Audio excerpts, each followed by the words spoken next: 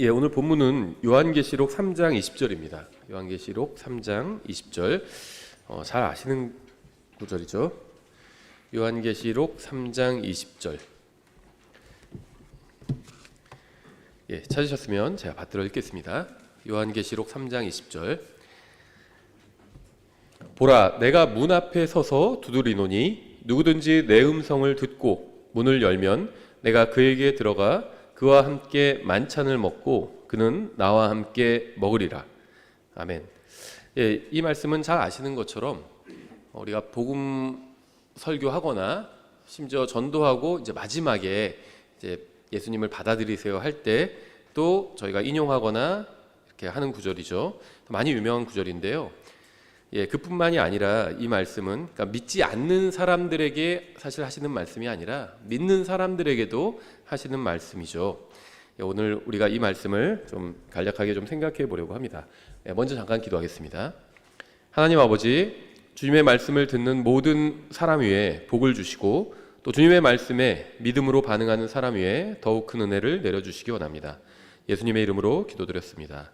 아멘. 먼저 첫 번째, 예수님께서는 문 앞에 서 계십니다. 문이 있고요. 여기서 이 문은 마음의 문이라고 보시면 됩니다. 그래서 사람들의 마음의 문 앞에 서 계십니다. 문 밖, 바로 이제 문 앞에 서 계시면서 문을 두드리고 계시죠. 근데 왜 두드리고 계시냐? 들어오기 위해서 두드리고 계신 겁니다. 예수님께서는 무슨 백화점이나 식당이나 가게 문을 두드리시는 것이 아니죠. 오늘 본문에 보면요, 특이하게도 교회 문을 두드리고 계십니다. 교회 문을. 제가 처음에 말씀드린 것처럼 교회에 다니는 각 사람의 마음의 문을 두드린다 이렇게 볼 수도 있겠죠. 근데 일단 이 계시록 3장 20절의 문맥을 보면 라오디게아 사람들의 교회의 문을 두드리고 계시죠. 예수님께서는 교회에 다니는 사람들을 얻으려고 하고 계시는 겁니다. 제가 확실하게 말씀드릴 수 있는 것은 지금 교회에 다니는 수많은 사람들이 죽으면 아마도 지옥에 가게 된다는 것입니다. 교회에 다니고 있지만 예수님을 구원자로 받아들인 적이 없는 사람들도 너무나도 많이 있어요. 그런 사람들은 죽으면 지옥에 갑니다. 아마 교회에 다니는 사람 중에 죽어서 하늘나라에 가는 사람보다 지옥에 가는 사람이 훨씬 더 많을 거라고 생각합니다. 우리 지금 이 동네에도 교회가 굉장히 많이 있죠. 아무 교회나 가서 사람들에게 구원 받았느냐고 한번 물어보십시오. 그러면 많은 사람들이 자기가 세례를 받았거나 아니면 모태신앙이라고 하거나 아니면 열심히 노력하고 있다는 이야기를 할 겁니다. 그러나 그들이 어떤 종교적인 경험을 했다 할지라도 구원받지 못했다면 죽어서 지옥에 가게 됩니다. 구원 받았느냐고 물으면 세례나 아니면 침례를 받은 나를 이야기하는 사람들도 있죠. 구원 초청을 할 때 앞으로 나갔다고 얘기하는 사람들도 있고요. 아니면 교회에 등록한 나를 이야기하는 사람들도 있습니다. 아니면 무슨 교회 어떤 프로그램에 참여했거나 아니면 특정한 죄를 자기가 그만두었거나 그런 얘기를 하는 사람들도 있습니다. 저는 오늘 하나님의 말씀의 권위로 여러분에게 분명하게 말씀드리겠습니다. 여러분이 자신의 죄를 회개하고 예수 그리스도의 피를 믿지 않는다면 여러분은 자신의 죄 가운데서 죽을 것이고 지옥에서 불타는 가운데 영원히 고통당하게 될 것입니다. 이것은 하나님의 말씀인 성경에 분명하게 기록된 진리입니다. 누구라도 이것에 동의하지 않는다면 그 사람은 틀린 겁니다. 이런 식으로 말하면 어떤 사람들은 너무 편협하다 생각이 이렇게 얘기할 수도 있을 겁니다. 하지만 예수님께서는 이렇게 말씀하셨어요. 마태복음 7장 13절이죠. 너희는 좁은 문으로 들어가라. 멸망으로 인도하는 그 문은 넓고 그 길이 넓어 거기로 들어가는 자가 많고 생명으로 인도하는 문은 좁고 그 길이 좁아 그것을 찾는 자가 적으니라 이렇게 말씀하셨습니다. 예수님께서는 자신이 구원받을 수 있는 유일한 길이라고 말씀하셨어요. 어떤 사람들은 예수님께서 좋은 분이었다고 얘기하기도 하죠. 하지만 예수님께서 구원의 유일한 길이 아니라면 그분은 좋은 분이 아닌 겁니다. 거짓말쟁이인 거예요. 예수님은 자신이 구원에 이르는 유일한 진리라고 말씀하셨습니다. 어떤 사람들은 예수님이 훌륭한 종교 지도자였다 이렇게 얘기하기도 합니다. 하지만 예수님께서 자신에 대해서 거짓말을 하셨다면 그분은 좋은 종교 지도자가 아니라 형편없는 종교 지도자인 거죠. 만약 예수님께서 구원에 이르는 유일한 진리가 아니라면 예수님도 이 세상의 수많은 종교 지도자들 중 하나일 뿐입니다. 예수님께서는 이렇게 말씀하셨어요. 요한복음 14장 6절이죠. 내가 곧 길이요 진리요 생명이니 나를 통하지 않고는 아무도 아버지께 오지 못하느니라. 만약 이것이 사실이라면 예수님은 선한 사람도 아니고 훌륭한 스승이나 종교 지도자도 아닙니다. 만약 예수님께서 하나님 아버지께 가는 유일한 길이 아니라면 그분은 마귀에게 미혹된 자아중심적인 거짓말쟁이일 뿐이에요. 어떤 인간이 나만 옳다 이렇게 얘기한다면 그 사람은 굉장히 자아중심적인 사람이잖아요. 교회 다니는 많은 사람이 예수님에 대해서 좋은 이야기를 하지만 사실은 그분을 모욕하고 있는 경우도 너무 많습니다. 예수님께서 선한 선생님이었다면 그분이 가르치신 것, 즉 자기가 하늘나라로 가는 유일한 길이라고 말씀하신 것도 그것도 선한 것이어야 합니다. 예수님께서 훌륭한 분이었다면 그분은 정직한 분이었어야 합니다. 그런데 예수님께서는 자신을 통하지 않고는 아무도 하나님 아버지께 갈 수 없다고 말씀하셨습니다. 침례나 세례를 받았다고 해서 하늘나라에 갈 수 있는 것이 아니죠. 성경에 그런 말이 없습니다. 아예. 지역교회 회원으로 가입했다고 해서 하늘나라에 갈 수 있는 것도 아닙니다. 무슨 신조를 외우거나 사도신경 같은 거, 아니면 성경의 교리를 좀 안다고 해서 하늘나라에 갈 수 있는 것도 아닙니다. 여러분이 어디에 가입해서 어떤 일을 하고 어떤 경험을 하고 얼마나 많이 바치고 얼마나 좋은 일을 많이 했는지 상관없이 만약 여러분이 하나님의 어린 양이신 예수 그리스도의 피로 씻김을 받지 못했다면 여러분은 여전히 자신의 죄 가운데 있는 것이고 죽으면 즉시 지옥으로 가게 됩니다. 여러분은 자신이 교회 안에 있다고 안심할지 모르지만 예수님은 지금 교회 밖에서 문을 두드리고 계십니다. 그러니까 어떤 교회 안에 있다는 것이 구원을 또 안전을 보장하는 것은 아니라는 겁니다. 예수님은 교회 밖에서 문을 두드리고 계신 거잖아요. 지금은 굉장히 위험한 시대입니다. 과거 수백 년간의 역사를 돌이켜보면 지금처럼 많은 사람이 교회에 다닌 적이 없을 겁니다. 우리나라가 건국된 이래로 지금처럼 많은 사람이 교회에 다니고 교회에 관한 정보를 가지고 있는 시기가 아마 없을 겁니다. 근데 이상하게도 자살률도 높고요, 범죄율도 높고요, 안 좋은 소식도 굉장히 많다는 겁니다. 살인사건도 그 어느 때보다 많고요, 빚을 갚지 않는 경우도 그 어느 때보다 많다는 겁니다. 그러니까 많은 사람들이 교회에 가지만 범죄율은 낮아지지 않고 여전히 높다는 겁니다. 사람들은 이전보다 더 많이 거짓말을 하고요, 더 벌거벗었고요, 더 많은 죄에 매여 있습니다. 지금 이 시대는 그 어느 시대보다 많은 사람이 교회에 다니지만 그 어느 시대보다 죄가 많은 시대예요. 그러니까 교회가 불법이 아닌 시대입니다. 우리나라나 미국이나 이런 선진국들, 살기 좋은 나라들은 대부분 교회가 불법이 아닙니다. 하지만 죄가 넘치게 되었어요. 더 교회 다니는 사람들에게 뭔가 큰 문제가 있는 겁니다. 사람들에게 복음을 전하면 죄 가운데 살면서도 그렇게 사는 게 아무런 문제가 없다고 합니다. 설령 하나님이 있다고 해도 자신들이 짓는 죄에 대해서 크게 상관하지 않으실 거라고 합니다. 하나님은 죄를 미워하시지만 죄인은 미워하지 않으시기 때문에 괜찮다고 합니다. 하지만 그들이 생각하는 그런 하나님은 존재하지 않습니다. 성경에서 말씀하시는 하나님은 그런 하나님이 아닙니다. 사람들은 자기가 믿고 싶은 대로 믿습니다. 문제는 교회에 다니는 대부분의 사람들도 그렇다는 겁니다. 그러니까 이 세상 사람들이 하나님에 대해서 생각하는 어떤 관념이 있잖아요. 하나님 있다면 이런 분일 거다. 그리고 하나님은 그렇게 편협한 분이 아닐 거다. 예수님 안 믿는다고 해서 다 지옥에 보내는 분이 아닐 거다. 이 세상 사람들이 그렇게 생각하잖아요. 하나님이 만약에 있다면 굉장히 관대하고 그런 분일 거다. 이렇게 생각하잖아요. 그러니까 자기 멋대로 생각하는 겁니다. 성경에 없는 하나님을 자기 멋대로 상상하고 그냥 하나님은 그런 분일 거다. 이렇게 생각하는 건데 문제는 교회에 다니는 사람들도 비슷한 생각을 한다는 겁니다. 하나님의 기준도 자신의 기준과 같을 것이라고 생각합니다. 그러니까 이 정도 신앙생활 하면 그냥 괜찮게 여겨주시겠지. 그리고 하늘나라 데려가시겠지. 이렇게 생각한다는 겁니다. 그 교회에 가서 하나님 찬양한다고 합니다. 사람들은 예수님께서 다시 오시거나 심판하시지 않을 거라고 생각하면서 살아갑니다. 사람들은 자신이 믿을 것을 결정합니다. 자신들이 믿을 하나님과 자신들이 믿을 성경과 교회를 자신들의 구미에 맞게 바꿔버립니다. 좋은 기분 나쁘면 교회도 그냥 바꿔버리고 그래요. 그러니까 그 교회에서 가르치는 성경 교리가 잘못돼서 교회를 바꾸면 그건 바른 거죠. 근데 그게 아니라 자기가 조금 기분 나쁘고 누가 자기한테 좀 기분 나쁘게 대하거나 그러면 교회 바꾸는 경우도 있다는 겁니다.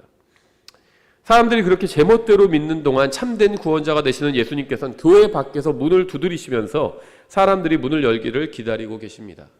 이것은 이제 교리적이라기보다는 좀 영적인 얘기죠. 교회가 너무나도 변질되었기 때문에 예수님께서는 교회 밖에 나가 계신 거예요. 그 각 개인의 마음의 문을 두드리고 계신 겁니다. 지금은 성경에 기록된 그대로 강단에서 선포하면 이단이라는 비판을 받는 시대입니다.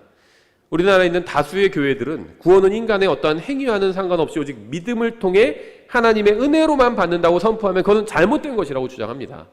그래서 행위가 좀 있어야 되고 그런 주장을 하는 겁니다. 오직 예수 그리스도께서 십자가 위에 사신 일 외에는 그 무엇을 통해서도 구원받을 수 없고 이것 외에 다른 것을 의지하면 죽어서 지옥에 가게 된다고 하면 그건 좀 지나친 주장이라고 합니다. 대다수의 또 교회들은 오직 예수님을 통해서 구원받을 수 있다고 하는 것에 동의하지 않습니다. 그들은 구원받기 위해서는 예수 그리스도 외에 다른 무엇인가가 더 필요하다 이런 주장을 합니다. 심지어 교회들도 그런 주장을 합니다. 두 번째, 예수님은 지금 문 밖에 서 계십니다. 본문을 보시면 이렇게 되어 있죠. 보라, 내가 문에 서서 두드리노니. 주님께서는 우리가 무엇을 봐야 하는지 말씀하고 있어요. 우리는 누군가를 봐야 합니다. 문에 서서 두드리는 분이 누구일까요? 문에 서서 두드리는 분이 누구일까요? 무엇인가 팔아먹으려고 하는 잡상인이 아니에요. 저희도 이제 나가 있고 이제 아이들만 집에 있는 경우가 아주 가끔씩 있는데요. 가끔 전화 와요. 지금 누가 초인종 눌러서 무슨 얘기 하는데 무슨 얘기인지 모르겠다고. 그럼 그냥 제가 그냥 열어주지 말고, 누가 와도 열어주지 말고 반응 안 해도 된다. 초인종 눌러도 지금 급하게 올 사람이 없다 집에. 그리고 반응을 해도 지금 부모님 안 계시다고 하고 열어주지 않으면 된다. 경찰이 와도 열어주지 않으면 된다. 그럼 그냥 다 돌아간다. 그렇게 얘기를 하거든요. 지금 우리 마음 문을 두드리고 계신 분이 계십니다. 그분은 손에 못자국이 있는 예수님이에요. 예수님께서 왜 문에 서서 두드리고 계실까요? 왜 예수님이 문 안이 아닌 문 밖에서 두드리고 계실까요? 왜 세상에 구원자가 들어오지 못하게 문이 닫혀 있는 것일까요? 이거보다 더 이상한 일은 없을 겁니다. 왜 사람들은 술은 받아들이면서 구원자는 받아들이지 않는 것일까요? 왜 사람들은 담배는 받아들이면서 구원자는 받아들이지 않는 것일까요? 왜 사람들은 마약은 받아들이면서 구원자는 받아들이지 않는 것일까요? 왜 사람들은 종교는 받아들이면서 구원자는 받아들이지 않는 것일까요? 이것도 정말 희한한 일이 아닐 수 없죠. 문에 서 계신 분, 마음의 문을 두드리고 계신 분이 누군지 알아야 합니다. 살인자도 아니고 강도도 아니고 마약 판매상도 아니고 도둑도 아닙니다. 누가 문에 서 계신지 아세요? 순결하고 점이 없고 흠도 없고 거룩하시고 무해하시고 더럽혀지지 않으시고 죄가 없으신 분입니다. 그런데 그런 분이 문 앞에 서 계시면서 마음의 문을 열라고 두드리고 계신 겁니다. 이건 구원받지 않은 사람뿐만 아니라 구원받은 사람들도 저는 해당된다고 생각합니다. 왜 그러냐면요. 한번 잘 들어보세요. 살인자와, 제가 아이들한테 경찰관이 와도 문 열어주지 않아도 된다고 얘기를 했다고 말씀드렸죠. 경찰관도 우리 집에 함부로 들어올 수가 없어요. 영장 없이는 못 들어오잖아요. 안 열어줘도 돼요. 그런데 살인자와 창녀와 주전뱅이와 간음하는 사람들은 많은 사람들이 거실로 받아들입니다. 예수님은 거부하면서도 살인자, 창녀, 알코올 중독자, 간음하는 사람, 간음을 조장하는 사람, 이런 사람들을 거실로 받아들여요. 어서 오세요. 받아들입니다. 그리고 그 사람들이 막 말하는데 다 앉아서 들어요. 박수도 치고요. 좋다고 하고요. 자, 무슨 말을 하는 걸까요? 사람들은요, TV나 유튜브 영상을 통해서 온갖 사악한 자들을 거실로 초대하고요. 아이들이 그들을 보고 배우게 만들면서 또 같이 앉아서 막 박수도 치고 즐거워합니다. 이런 자들이 화면을 통해서 우리 집 거실에 들어오는 것은 거부하지 않는다는 겁니다. 그래서 예수님은 문에 서 계시도록 하고 있는 거예요. 허용하지 않아요. 예수님이 우리 아이들에게 말하는 것, 나에게 말하는 것, 우리 가족에게 말하는 건 허용하지 않습니다. 너무 종교적이야. 하지만 살인자나 간음하는 사람이나 창녀나 알코올 중독자가 우리 가족에게, 우리 아이들에게 얘기하는 건 허용합니다. 어디서 만나요? 화면을 통해서 집안에서 만나잖아요. 이런 자들과. 이건 정말 이상한 일이 아닐 수 없습니다. 누가 안에 들어와 있고 누가 밖에 서 있는지 한번 잘 생각해 보시오. 내가 지금 누구를 거르고 있는지 영적으로. 이거 뭐 단순히 구원의 문제뿐만 아니라 나의 어떤 영적 생활에 있어서 한번 판단해 보시라는 겁니다. 내가 우리 집에 우리 가족에게 누구를 허용하고 있고 누구는 금하고 있는지. 왜 거룩하신 분이 우리 마음 밖에 계셔야 할까요? 우리 집안에는 가정을 망치는 게 들어와 있는데 문 밖에는 가정을 바르게 세워줄 분이 서 계신 겁니다. 집안에는 인생을 망치는 게 들어와 있는데 문 밖에는 인생을 더욱 풍성하게 해주실 분이 서 계신 거예요. 이상한 일입니다. 예수님께서 문 밖에 계시다는 것은 정말 이상한 일입니다. 수많은 사람들의 인생이 엉망인 이유는 예수님께서 문 밖에 계시기 때문이에요. 그리고 인생을 망치는 자들을 앞에 세워놓고 TV 화면 안에 세워놓고 우리가 듣고 있는 겁니다. 우리 가족, 우리 아이들도 다 듣게 하고요. 예수님께서는 자신이 문 밖에 서 계시다고 말씀하셨습니다. 이것은 현재 진행형이라는 거죠. 예수님께서는 보라 내가 문에 서 있었다 이렇게 말씀하지 않으셨습니다. 아니면 내가 어느 날 문에 서 있을 것이다 이렇게 말씀하지도 않으셨어요. 아니면 내가 주일 오전 11시부터 12시까지만 문 밖에 서 있을 거니까 그때만 잠깐 열어주면 된다 이렇게 말씀하신 적이 없습니다. 주님께서는 지금 문 밖에 서 계시다고 하시는 겁니다. 여러분이 원하면 언제든지 문 밖에 계신 주님을 볼 수 있고 두드리시는 소리를 들을 수 있습니다. 예수님께서 문을 열어주기만 하면 들어오시려고 준비하고 계신 겁니다. 예수님께서는 어디서나 언제나 누구에게나 자신을 환영하고 문을 열면 들어가려고 하시는 겁니다. 이게 무엇을 의미하는지 아세요? 여러분은 지난 세월 죄 가운데 방황하면서 살았지만 그럴 필요가 없었다는 겁니다.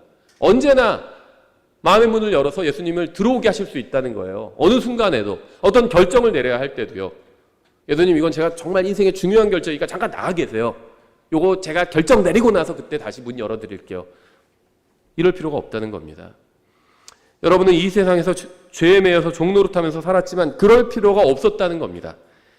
많은 노래를 듣고 유흥을 즐기고 좋다는 것을 보고 듣고 하느라 문 밖에 서 계신 분에 대해서 생각하지 못하고 살아왔다면 지금 다른 모든 것을 멈추고 문 밖에 서 계신 분을 봐야 합니다. 예수님께서는 지금 문 밖에 서 계시다고 말씀하십니다. 지금 바로 이 순간 문 밖에 서 계신 거예요. 세 번째, 예수님께서 문을 두드리고 계십니다. 여러분이 집안에 있는데 밖에서 누가 문을 두드리고 있다고 한번 생각해 보십시오. 여러분이 하던 일이 있다면 방해가 될 것입니다. 두드리는 소리가 시끄럽다고 생각할 수 있어요. 누가 막 쾅쾅쾅쾅 두드리면. 누가 밖에 있는지 모르기 때문에 좀 두려울 수도 있겠죠. 누가 지금 이 시간에 두드리고 있지? 궁금할 수도 있습니다. 사람마다 처한 환경마다 다 다르게 느껴질 수도 있지만 한 가지 분명한 사실은 두드리는 소리로 인해서 누군가 밖에 있다는 사실을 알 수 있다는 겁니다. 이걸 우리가 영적으로 좀 적용하면요. 하나님께서는 우리의 관심을, 시선을 끌기 위해서 우리에게 어떤 일들이 일어나게 하신다는 겁니다. 그게 예수님께서 우리의 마음 문을 두드리시는 걸 수 있어요. 사람들이 왜 하나님의 말씀을 읽지 않는지 아세요? 성경을 잘 안 읽어요. 사람들이 왜 그리스도인들을 피하는지 아세요? 사람들이 왜 성경을 멀리하는지 아세요?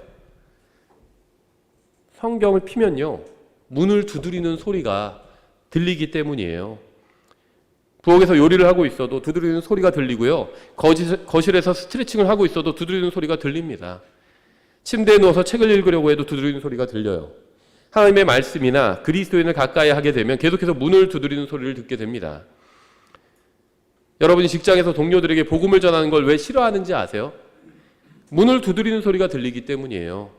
왜 누군가 성경대로 사는 걸 싫어하는지 아세요? 문을 두드리는 소리가 들리기 때문입니다. 문을 두드리는 그 소리가 신경 쓰이고 그 소리를 무시할 수 없기 때문이에요. 예수님께서는 보라 내가 문에 서서 두드리노니라고 말씀하셨습니다. 여러분이 교회를 멀리하고 성경을 멀리하고 그리스도인 친구를 멀리해도 여러분이 한 번이라도 예수 그리스도의 복음을 들으면 성령님께서는 여러분이 하나님 앞에서 얼마나 큰 죄인인지 보여주실 겁니다. 여러분이 들은 그 말씀을 통해서 기억하게 하실 거예요. 그리고 마음의 문을 두드리실 겁니다. 이것이 우리가 하나님의 말씀을 사람들에게 전해야 되는 이유입니다. 우리가 전한 그 말씀을 통해서 성령님께서 여러분의 마음의 문을 두드리실 거예요. 여러분이 들은 설교에서 제가 인용한 말씀이 있잖아요. 제가 또 풀어서 설명해 준 말씀이 있잖아요. 그 말씀이 여러분의 마음의 문을 두드리는 겁니다. 말씀이 자꾸 마음의 문을 두드리면요. 그 소리로부터 도망칠 수 없게 됩니다. 여러분이 구원받지 않았다면 침례나 세례를 받는다고 해도 마음의 문을 두드리는 소리가 멈추지 않을 겁니다. 그래서 하나님의 말씀을 선포하는 교회에 다녀야 돼요. 그래야지 내가 들은 그 말씀이 계속해서 내 마음의 문을 두드리는 거거든요. 여러분이 이 세상에 있는 그 모든 종교를 따른다 해도 자신의 죄가 완전히 용서되었다고 믿느냐는 질문을 들으면 그렇다고 대답할 수 없다면 그것은 정말 큰 문제에 빠진 거예요. 겉으로는 예수님이나 성경을 상관하지 않는다고 하는 사람도요, 마음속 깊은 곳에서는 불안함이 있습니다. 실제로 제가 잘 아는 분한테 복음을 예전에 전한 적이 있는데 동양 종교를 믿는 분이었어요. 점치는 거 이런 거 좋아하는 분이었습니다. 그러니까 사람들이 미래에 대해서 궁금해 하잖아요. 근데 제가 그분께 이런 얘기를 드렸습니다. 저는 선생님의 정말 중요한 미래가 보인다고. 엄청나게 큰 흰 왕좌 앞에 하나님이 앉아 계시는데 선생님은 그 앞에 너무나도 초라하게 또 비참하게 서 있는 그 모습이 보인다고 이렇게 얘기를 드렸더니 눈동자가 막 흔들리더라고요. 점치고 그런 분인데도. 왜냐하면 제가 설포한 그 복음의 말씀이 그 사람의 마음의 문을 두드린 거거든요. 예수님은 문에 서서 두드리고 계십니다. 예수님은 모든 권능을 가지고 계시기 때문에 어떤 문이라도 부수고 들어가실 수 있습니다. 예수님은 부활하신 후에 닫힌 문을 통과해서 들어가기도 하셨습니다. 성경은 예수님께서 부활하신 이후에 닫힌 문을 통과해서 들어가셔서 제자들의 한가운데 서셨다고 말씀하고 있어요. 예수님께서 어떤 문도 통과해서 들어가실 수 있습니다. 하지만 예수님께서는 마음의 문은 그렇게 하지 않으실 겁니다. 왜냐하면 예수님은 신사적인 분이기 때문입니다. 예수님께서는 누군가의 마음의 문을 강제로 열고 들어가서 그 사람을 강제로 구원하지는 않으실 겁니다. 예수님께서는 문에 서서 두드리시면서 안에 있는 사람이 문을 열어주기를 기다리고 계십니다. 안에 있는 사람이 나와서 문을 열고 들어오라고 받아들이면 그제야 주님께서 들어가실 겁니다. 하나님께서는 모든 사람이 구원받기를 원하시지만 모든 사람의 마음의 문을 부수고 들어가지는 않으실 겁니다. 하나님께서는 모든 사람이 진리의 지식에 이르기를 원하시지만 사람들이 원하지도 않는데 강제로 그렇게 하지는 않으실 겁니다. 왜냐하면 하나님은 신사적인 분이기 때문입니다. 신사적이라고 하는데 사실 이게 영어로는 젠틀이잖아요. 젠틀. 부드럽다는 거예요. 신사적이라는 건 이 표현 자체는, 말 자체는 젠틀하신 분이에요. 친절하신 분입니다. 그렇죠? 부드럽고 친절한 게 신사적인 거잖아요. 젠틀이란 말이. 예수님은 문에 서서 두드리시면서 기다리고 계십니다. 예수님을 영접해서 안으로 들어오시게 할 것인지 아니면 계속 밖에 서 계시도록 할 것인지는 각자 결정해야 될 문제예요. 구원에 있어서도 그렇고 영적인 삶에 있어서도 그렇습니다. 계시록 3장 20절을 모티브로 한 유명한 그림이 있어요. 아마 보신 분도 있을 겁니다. 그 그림을 자세히 보면요, 그러니까 정원이 잘 갖춰져 있고 문이 있는, 그 예수님이 문 밖에 서 계신 그런 그림입니다. 거기서 예수님에 대한 표현은 좀 서양 사람으로 그리고 머리도 길게 그리고 좀 그렇게 하긴 했지만 그래도 아마 보신 적이 있을 겁니다. 그런 그림. 약간 좀 카톨릭스러운 그런 그림인데 보신 적이 있을 거예요. 근데 그 그림을 자세히 보면요, 예수님께서는 문 앞에 서서 두드리고 계시는데 조금 이상한 점이 있습니다. 뭐냐면요, 문에 고리나 손잡이가 없어요. 고리나 손잡이가 없습니다. 그 그림을 그린 사람은 의도적으로 문에 고리를 그려넣지 않았다고 합니다. 저도 그 그림에 대한 설명을 본 적이 있거든요. 근데 그 화가가 이 계시록 3장 20절을 생각하면서 그린 그림이고 의도적으로 손잡이나 문 고리를 그려넣지 않은 겁니다. 왜냐하면 그 문은 안에 있는 사람이 열어야 하는 문이기 때문이에요.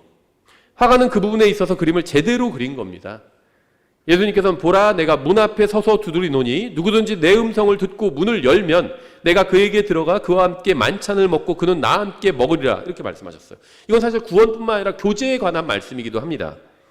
예수님께서는 안으로 들어가기를 원하십니다. 예수님께서는 안으로 들어가서 문을 연 사람과 함께 교제를 나누기 원하십니다. 예수님께서 문을 연 사람과 함께 만찬을 먹기 원하십니다. 이게 성경적 기독교예요. 단순히 예수님을 받아서 달랑 구원만 받고 끝나는 것이 아니라 그분과 함께 교제를 나누는 것, 이게 성경적 기독교입니다. 하지만 예수님은 강제로 문을 열기는 원하지 않으십니다. 예수님은 두드리는 소리를 들은 안에 있는 사람이 스스로 문을 열기를 원하십니다. 예수님께서는 여러분의 혼을 구원하기를 원하십니다. 예수님은 여러분의 죄를 용서하기를 원하십니다. 예수님께서는 여러분에게 영원한 생명을 주시기 원하십니다. 하지만 예수님은 원하지 않는 사람에게 강제로 구원받게 하지는 않으실 겁니다. 문을 여는 것은 전적으로 인간 개인의 선택에 달린 문제예요. 네 번째, 예수님의 음성을 듣고 문을 열어야 합니다. 오늘 본문에 흥미로운 부분이 있죠. 예수님은 누구든지 내 음성을 듣고 문을 열면이라고 말씀하셨습니다. 예수님을 향해서 마음의 문을 열어야 하지만 두드리는 소리에 대한 반응이 아니라 문을 두드리는 분의 음성에 대한 반응이어야 합니다. 그러니까 여기서 예수님이 마음의 문을 두드리고 계시기 때문에 이건 이제 좀 감정적인 걸 수도 있어요. 감정이 움직이거나. 근데 감정이 좀 움직이면 문을 열어라 이렇게 말씀하시는 것이 아니라 음성을 듣고 문을 열라고 말씀하신 겁니다. 음성을 듣고. 문을 두드리는 소리로 인해서 양심이 반응을 하고 찔림을 받을 수는 있지만 예수님을 영접하기 위해서는 반드시 하나님의 말씀을 들어야 합니다. 하나님의 말씀을 듣기 전에 마음의 문을 열 수가 없어요. 왜냐하면 믿음은 들음에서 오며 들음은 하나님의 말씀에 의해 오기 때문입니다. 하나님의 말씀을 듣지 않고는 믿을 수가 없어요. 예수님이 누구신지 모르고는 예수님을 믿을 수 없습니다. 복음이 무엇인지도 모르면서 복음을 믿을 수가 없습니다. 그래서 성경은 먼저 믿은 우리가 하나님의 말씀을 전파해야 한다고 말씀하고 있습니다. 우리가 말씀을 선포하면 그 말씀을 통해서 예수님께서 일하시는 겁니다. 주님께서 우리에게 복음을 선포하라고 하셨죠. 우리가 주님의 증인이라고 하셨습니다. 우리가 해야 할 일이 무엇일까요? 성령님께서 이 세상으로 가셔서 구원받지 못한 죄인들의 양심의 문을 두드리려고 하십니다. 그러면 하나님의 사람들은 가서 문 안에 있는 그 사람들에게 하나님의 말씀을 전하는 겁니다. 이것이 바로 사탄과 거짓 종교가 복음을 전하지만 않는다면 수백만 개의 교회가 세워지든 말든 상관하지 않는 이유예요. 여러분이 직장 동료와 이웃과 친구에게, 가족에게 목소리를 높여 하나님의 말씀을 전하고 예수 그리스도의 복음을 선포하면 마귀는 그것을 방해하려고 바쁘게 일하기 시작할 겁니다. 왜냐하면 마귀는 하나님의 말씀을 들으면 사람들이 마음의 문을 열 수 있다는 사실을 알고 있기 때문이에요. 따라서 우리의 임무는 하나님의 말씀을 전하면서 사람들이 예수님의 음성을 들을 수 있게 하는 겁니다. 다섯 번째, 문 밖에서 기다리고 있는 것은 다른 어떤 것이 아니라 바로 예수님이라는 겁니다. 다시 본문을 보시면 보라, 내가 문 앞에 서서 두드리노니 누구든지 내 음성을 듣고 문을 열면 내가 그에게 들어가 그와 함께 만찬을 먹고 그는 나와 함께 먹으리라. 문에서 기다리고 있는 것은 황금길이 아니에요. 문에서 기다리고 있는 것은 하늘에 있는 저택이 아닙니다. 문에서 기다리고 있는 것은 이 세상에서 병에 걸리지 않고 잘 살게 해주는 사람이 아닙니다. 문에서 기다리고 있는 것은 좋은 대학과 좋은 직장을 보내주는 사람도 아닙니다. 문에서 기다리고 있는 것은 이 세상에서 당하는 모든 문제를 해결해 주는 사람도 아닙니다. 예수님께서는 자신이 문에 서서 두드린다고 말씀하셨습니다. 예수님께서 주시는 선물이 문에 있는 게 아닙니다. 예수님의 축복이 문에 있는 것도 아니에요. 문고리에 선물만 걸어놓고 가시는 것이 아니라는 겁니다. 예수님의 상급이나 보물이나 재물이 문에 있는 것도 아닙니다. 예수님 자신이 문에 서서 두드리시는 겁니다. 예수님께서 문을 두드리시면서 제안하시는 것은 이 세상에서 아프지 않고 건강하게 잘 사는 게 아닙니다. 주님께서 제안하시는 것은 이 세상에서 만사 형통하는 게 아닙니다. 예수님께서 제안하시는 것은 죽어서 하늘나라에 가는 것도 아니고 새 예루살렘에 대한 것도 아닙니다. 영광스러운 몸을 입게 되는 것도 아니고 황금길이나 저택도 아닙니다. 예수님께서 제안하시는 것은 문을 여는 사람과 예수님이 함께 하시고 교제를 나누시겠다는 겁니다. 아담이 죄를 짓고 타락한 이후에도 인간은 금과 은과 저택과 여러분이 말할 수 있는 모든 물질을 소유해 왔습니다. 인간은 가질 수 있는 모든 것을 소유하고도 만족하지 못했어요. 계속해서 마음속으로 다른 무엇인가를 갈망하고 있습니다. 찾고 있어요. 아무리 재산이 많은 사람도요, 난 이걸로 만족해, 이런 사람 거의 없습니다. 하늘나라에는 진주로 된 문이 있죠. 계시록에 보면. 근데 이 세상에서도 진리도록 많은 진주를 가지고 있는 사람도 있습니다. 하늘나라에는요, 황금으로 된 길이 있어요. 하지만 이 세상에서도 지방 가득 금을 가지고 있는 사람도 있습니다. 예전에 어떤 기사 보니까 중동 어떤 부자는 뭐 변기를 뭐 금으로 만들어서 해놨다고 그러는데 뭐 그러면 배변 활동이 더 잘 되는지는 모르겠어요. 근데 이 세상에서도 뭐 보석을 많이 가지고 있는 사람들이 있죠. 하늘나라에는요 보석으로 된 벽이 있어요. 근데 이 세상에서도 집안을 보석으로 도배한 사람들도 있습니다. 그러니까 인간은 이런 물질적인 것을 소유하고도 어떠한 기쁨이나 만족이나 평안을 얻지 못할 수도 있습니다. 어느 정도 만족할 수는 있겠지만 평안을 얻지는 못할 수 있다는 겁니다. 마음속 어딘가에 불안감이 있다는 거예요. 예수님께서 문에 서서 두드리시며 제안하시는 것은 물질적인 것이 아닙니다. 왜냐하면 이런 물질로는 인간의 마음을 채울 수 없기 때문이에요. 예수님께서는 자신을 주시겠다고 제안하시는 겁니다. 예수님께서 들어오셔서 여러분과 함께 식사를 하시기 전에는 여러분이 어디를 가서 무엇을 해도 결코 만족을 얻을 수 없습니다. 교회에 가고 예배에 참석하고 사랑하는 가족과 함께 있고 원하는 모든 것을 소유하고 이룬다 할지라도 결코 만족을 얻을 수는 없습니다. 여러분이 문을 열어 예수님께서 여러분의 집에 들어오셔서 마음의 집에 들어오셔서 여러분과 함께 만찬을 하기 전에는 그 무엇으로도 여러분은 결코 만족과 평안을 얻을 수 없습니다. 하늘나라를 하늘나라로 만드는 것이 무엇일까요? 예수님 때문에 하늘나라가 하늘나라인 것입니다. 예수님께서 재림하셔서 하늘나라를 떠나시면요 그곳은 이제 더 이상 하늘나라로서의 의미가 없는 겁니다. 새 예루살렘이 의미 있는 이유가 무엇일까요? 예수님께서 그곳에 왕으로 계시기 때문이에요. 교회가 의미 있는 이유는 무엇일까요? 두세 사람이 내 이름으로 모인 곳에 함께 하겠다고 약속하신 예수님께서 가운데 계시기 때문에 교회가 의미 있는 거죠. 황금으로 된 물건이 가득한 수백억짜리 예배당이라 할지라도 예수님께서 그곳에 계시지 않으면 아무 의미가 없습니다. 그러나 예수님께서 함께 하신다면 그곳이 어디든 상관없이 의미가 있습니다. 차이점이 무엇인지 아시죠? 예수님께서 들어오시면 모든 것이 달라집니다.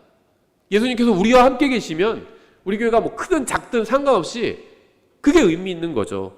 예수님께서 내 안에 들어와서 내가 하는 모든 일에 함께 하신다면 그게 의미가 있는 겁니다. 예수님이 계시느냐 계시지 않느냐가 중요한 차이점을 만듭니다. 예수님께서 가지고 오시는 것이나 주시는 것보다 더 중요한 게 있어요. 그런 것도 뭐 가지고 오신 것도 중요하지만 주시는 것도 중요하지만 그게 본질적인 것은 아닙니다. 예수님께서 계시느냐 그렇지 않느냐보다 더 중요한 것은 없습니다. 그런데 오늘 본문에서는 그 예수님께서 문에 서 계시다고 말씀하고 있습니다. 오늘날 라오디게아 교회 안에는 그러니까 오늘날 대부분의 교회들을 말하는 겁니다. 오늘날 대부분의 교회들은요 이렇게 침례교회든 장로교회든 뭐 독립침례교회든 킹제임스 성경을 믿든 안 믿든 상관없어요. 대부분의 교회는 영적으로는 라오디게아 교회와 유사합니다. 근데 대부분의 교회는요 영적으로는 예수님을 문 밖에 세워두고 있어요. 예수님이 아닌 예수님의 선물이나 축복이나 병고침을 원하고 있습니다. 사람들은 예수님보다는 이 세상에서의 어떤 이득을 바라고 있어요. 만약 마귀가 병을 고쳐주고 이 세상에서 복을 준다고 하면 사람들은 바로 마귀에게로 가버릴 겁니다. 사람들은 예수님이 아니라 예수님이 주시는 복을 원합니다. 문 밖에 서 있는 분은 병고침도 아니고 돈도 아니고 물질적인 복도 아닌 예수님입니다. 여섯 번째, 예수님을 받아들이는 것은 개인적인 결정을 내려야 하는 일이에요.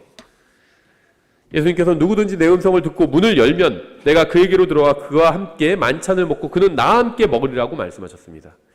예수님을 받아들여야 하는 것은 개인적인 결정을 내려야 하는 일입니다. 단체로 결정을 내리거나 뭐 가족이 함께 결정을 내리거나 누군가 함께 공동으로 결정을 내려야 하는 일이 아니에요. 뭐 교회를 옮기거나 어느 교회로 가거나 이건 가족이 또 함께 상의보고 결정할 수도 있겠죠. 근데 제가 지금 말씀드린 건 그런 얘기가 아닙니다. 예수님께서 문을 두드리시면서 너희들이 단체로 문을 열면 내가 들어가겠다고 하지 않으셨습니다. 예수님은 너희 가족이 결정하여 문을 열면 내가 들어가겠다고 하지도 않으셨습니다. 너와 네 친구가 문을 열기로 하면 내가 들어가겠다고 하지도 않으셨습니다. 예수님께서는 누구든지 문을 열면 그와 함께 하겠다고 말씀하셨어요. 그 사람과. 예수님의 제안은 지극히 개인적인 겁니다. 예수님께서는 그에게로 들어가겠다고 말씀하셨어요. 그 사람에게로 들어가겠다고 말씀하신 겁니다. 예수님은 개인적으로 말씀하시는 거예요. 구원은 개인적인 겁니다. 남편이나 아내가 어떤 결정을 내리든 상관하지 마세요. 부모님이 어떤 결정을 내리든 상관하지 마십시오. 아니면 이웃이나 친구가 어떤 결정을 내리든 상관하지 마십시오. 여러분은 예수님을 향해서 여러분의 마음의 문을 열어야 합니다. 그래야 예수님께서 여러분과 개인적인 교제를 나누실 수 있는 겁니다. 일곱 번째, 완전하신 분이 불완전한 인간을 만나려고 하십니다. 계시록 3장 20절의 장면을 한번 생각하면 정말 흥미롭습니다. 문이 있고요. 문 바깥쪽에는 거룩하고 흠이 없고 순수하고 죄가 없는 예수 그리스도께서 계십니다. 예수님은 죄를 지으신 적도 없고 계획하신 적도 없고 생각하신 적도 없는 분이에요.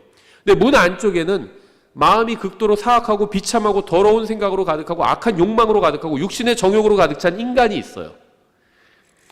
그렇다면 누가 상대를 만나기를 더 갈망해야 할까요?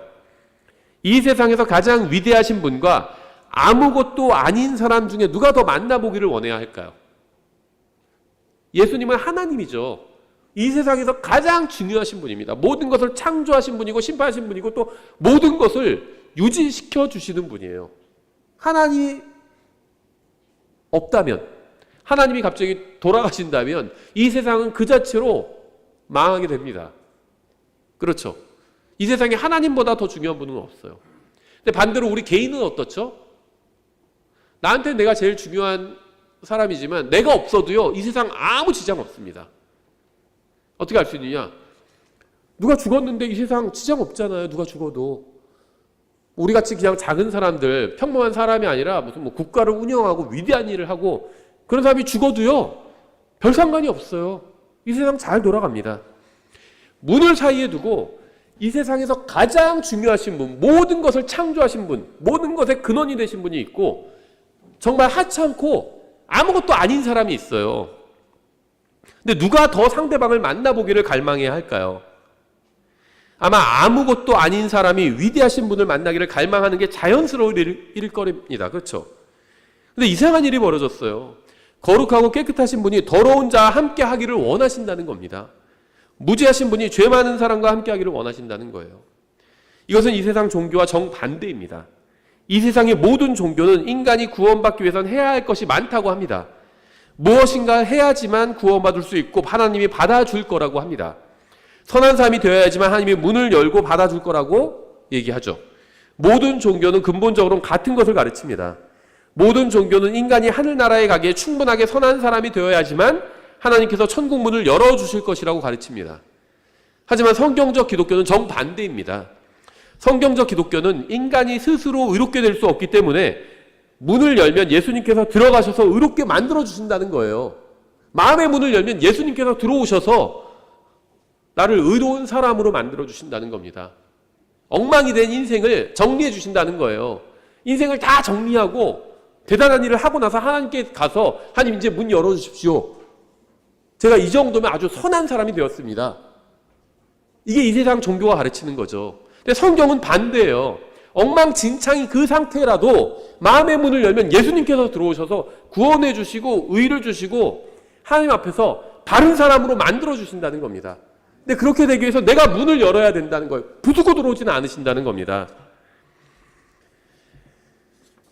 예수님께서는 여러분에게 들어오셔서 여러분을 선하게 만들어 주기를 아주 간절하게 원하고 계십니다.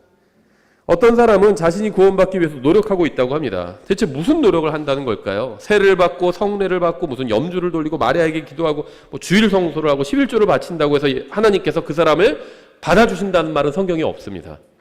그 사람이 해야 할 일은 마음의 문을 열어 예수님을 받아들이는 겁니다.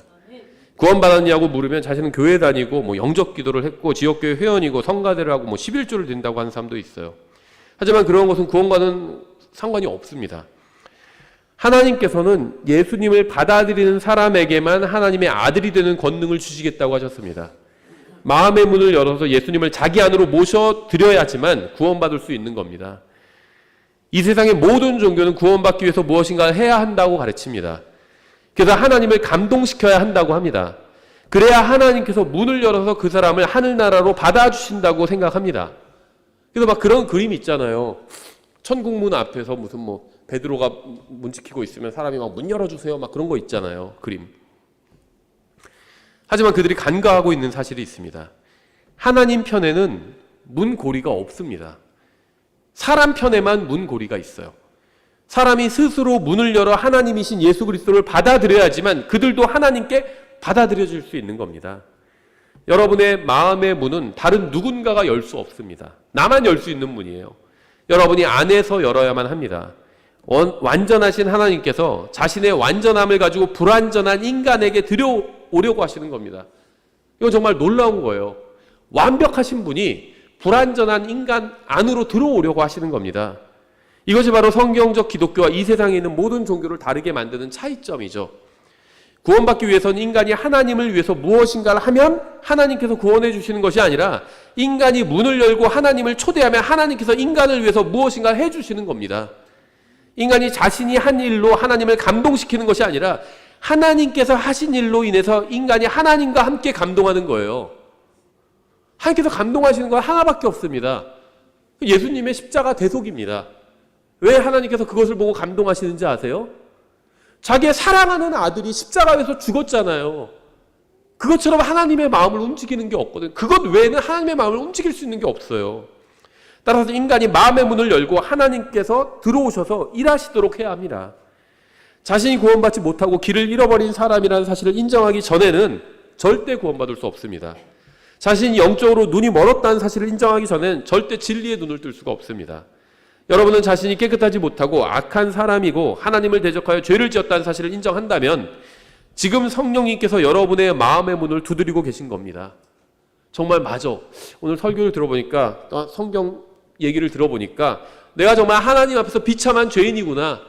예수님의 십자가 대속이 아니었다면 난 지옥에 갈 수밖에 없었구나. 이런 생각이 든다면 그게 뭐냐면 바로 예수님께서 마음의 문을 두드리고 계신 거예요. 그걸 받아들이는 게 문을 열어서 받아들이는 겁니다. 마귀는 여러분의 절대로 문을 열지 말라고 합니다. 아니야, 너 그렇게 나쁜 사람 아니야. 너보다 나쁜 사람 많잖아. 네가 뭐 그렇게 죄인이야. 그게 마귀가 하는 말이에요. 문을 계속 닫으라고. 문 닫아. 열지 마. 절대 열지 마. 그게 마귀가 하는 말입니다. 아니면 그래, 문을 열긴 열어야 되는데 지금은 아니야. 지금 젊잖아. 세상에 좋은 거 재밌는 거 얼마나 많은데 나중에 좀 더 나이 들면 좀 더 늙으면 그때 문 열어도 돼. 그때 예수님 받아들여도 돼. 그런 생각이 드는 게 바로 마귀가 주는 생각이에요.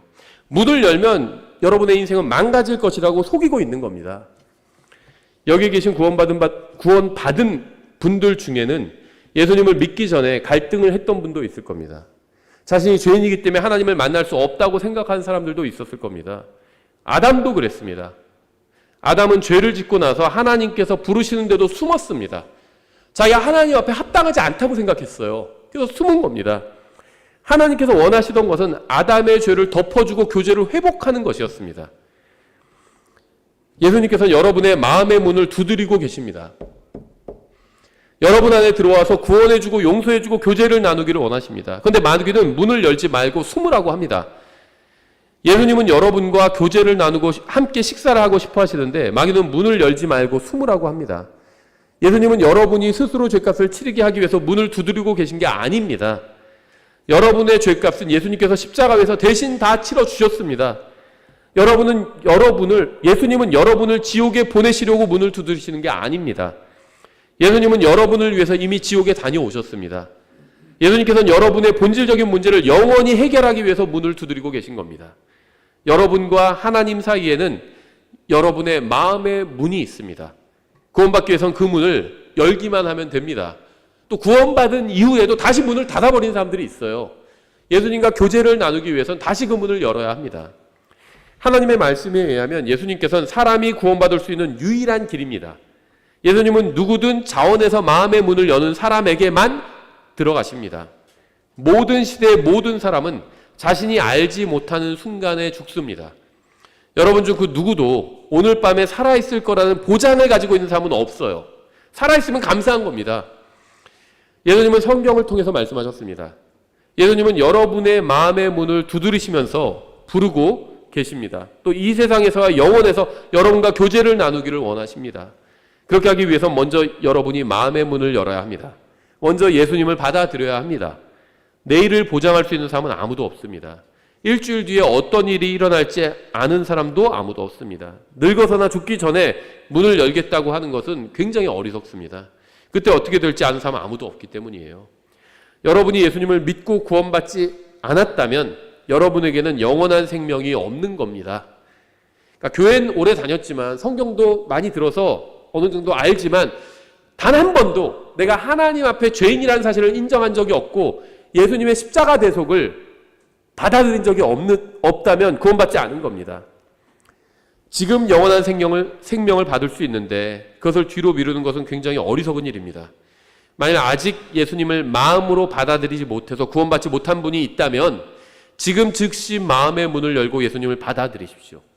받아들이는 것을 다른 말로 하면 믿는 거고요. 믿는 것을 다른 말로 하면 인정하는 겁니다. 인정하는 것. 여러분을 위해서 죽으시고 여러분을 용서하기 원하시는 분이 여러분의 마음의 문을 두드리고 계신데 왜 주저하십니까? 죽고 나서는 돌이킬 수 없고요. 다시는 기회가 없는 영원한 생명을 지금 받을 수 있는데 왜 주저하고 계십니까?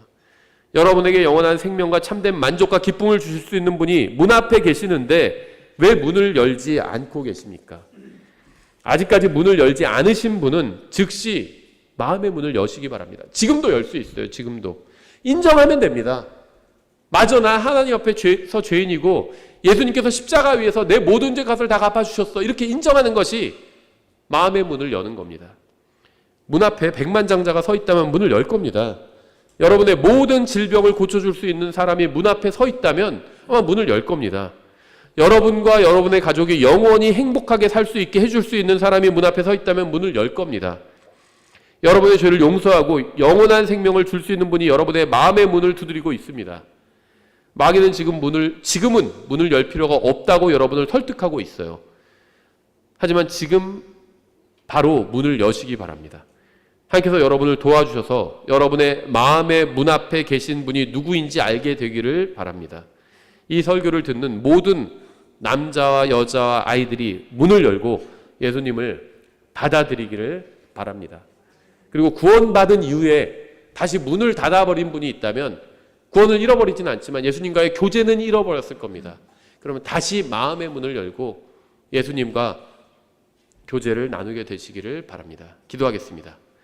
하나님 아버지, 온 세상을 창조하신 위대하신 하나님께서 인간의 몸을 입고 이 세상에 오셔서 십자가 위에서 저희를 대신해 모든 죄값을 갚아주셔서 감사드립니다.